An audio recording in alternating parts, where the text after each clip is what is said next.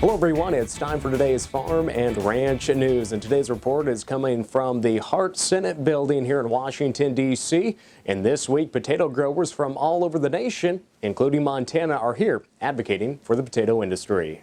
The National Potato Council's 2020 Fly-In gives potato farmers and industry leaders an opportunity to share their story on Capitol Hill. The one time a year where we can gather is whether we're producers, whether we're seed growers, whether we're commercial, chippers, all aspects of the potato industry, which is quite a few, are all here at one time for one reason, and that is to advocate. As constituents, I think it's good to be in contact and meeting with our legislators to tell them our story and what is important for our issues at home in Montana. All of the issues that we face, that's what we present.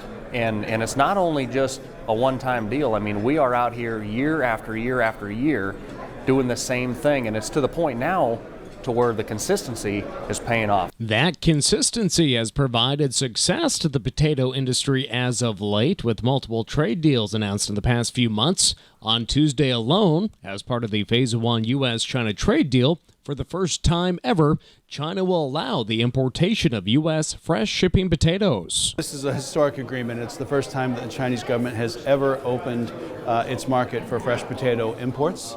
Will be for Pacific Northwest shipping potatoes initially. This is big and historic. It's been a long time coming.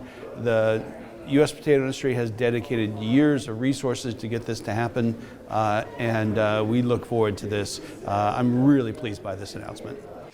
Don't go away. We'll be back with U.S. Senator Steve Daines after this.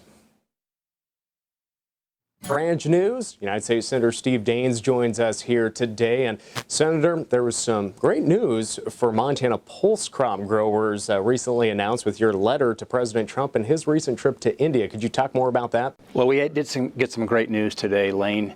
Think about Montana. We're the #1 producer of pulse crops in the nation. So I sent a letter to the President dated February 19th. In fact, I've got a copy of it right here. Sent it to the President.